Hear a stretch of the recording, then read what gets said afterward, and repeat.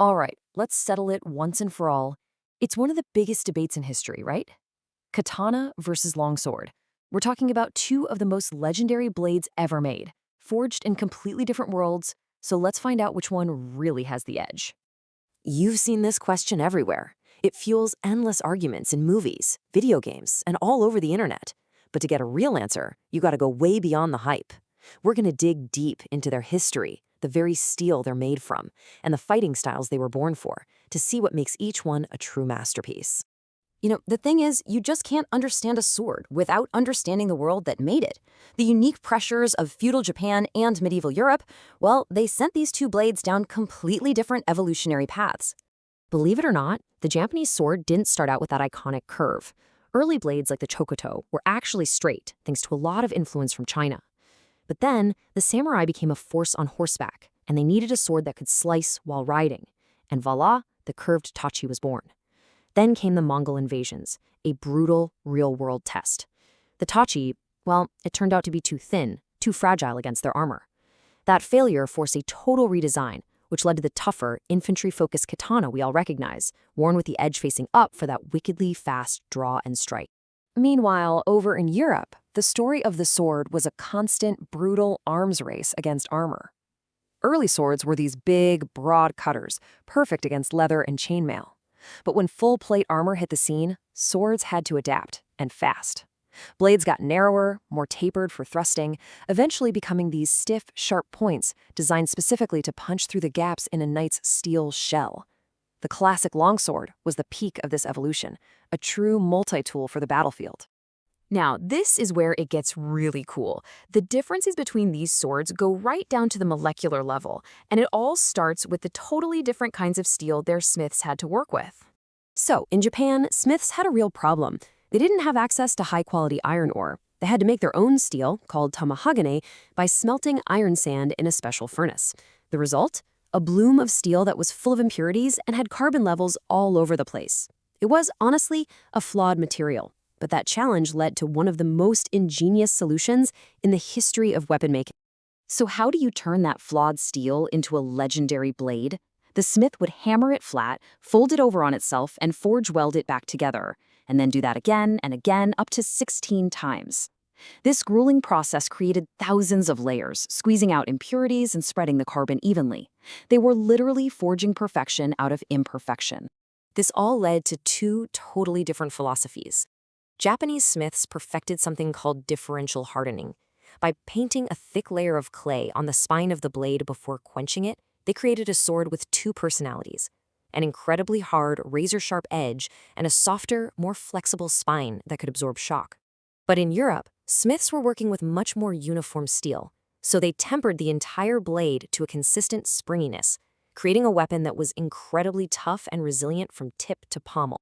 And you can really see the difference when you look at the numbers. The katana's edge is way, way harder. That's where it gets its legendary sharpness. But look at the flexibility. The longsword is what you'd call a spring steel. It can bend and snap right back into shape. A katana, if you bend it too far, might just stay bent. So what does this mean? It's a classic trade-off: extreme cutting power versus rugged battlefield durability. Okay, so we've talked steel. Now let's get into the physical design and see how every single curve and component was purpose-built for a very specific way of fighting. What it all boils down to is this: the specialist versus the generalist. The katana is the ultimate cutting tool. It's a scalpel optimized for delivering one perfect, devastating slice. The longsword, on the other hand, is a battlefield Swiss Army knife. It's designed to cut, sure, but also to thrust into armor, and even to be used as a blunt weapon when you need to.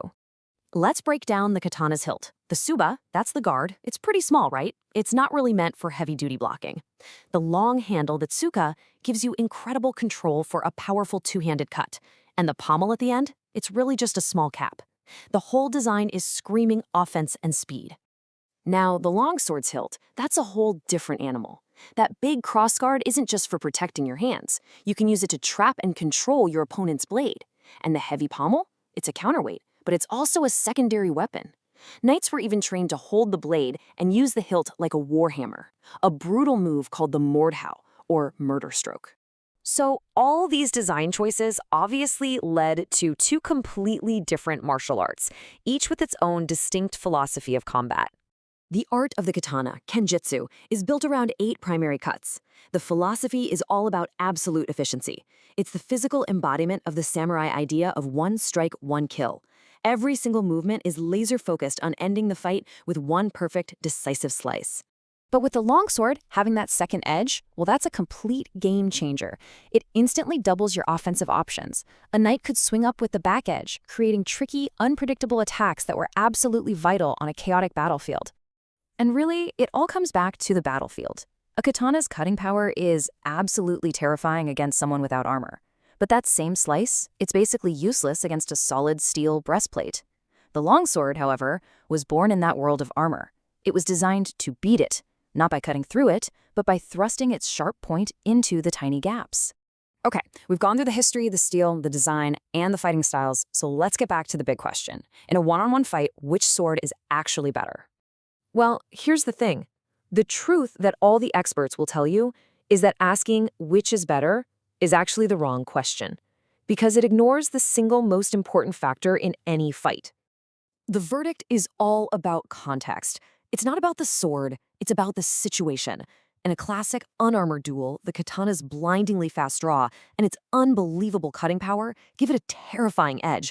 But on a messy, chaotic battlefield against knights in full plate, the longsword's reach, its defensive hilt, and its anti-armor design make it the clear winner. It's always about the right tool for the job. In the end, both of these swords are absolute masterpieces, perfectly adapted to the worlds that forged them. One is a symbol of precision, of art, of the endless pursuit of one perfect moment. The other is a symbol of rugged, brutal adaptability in a never-ending arms race. Which leaves us with one last thought to chew on. Which blade is a more perfect reflection of the culture that created it? The soul of the samurai or the multi-tool of the knight?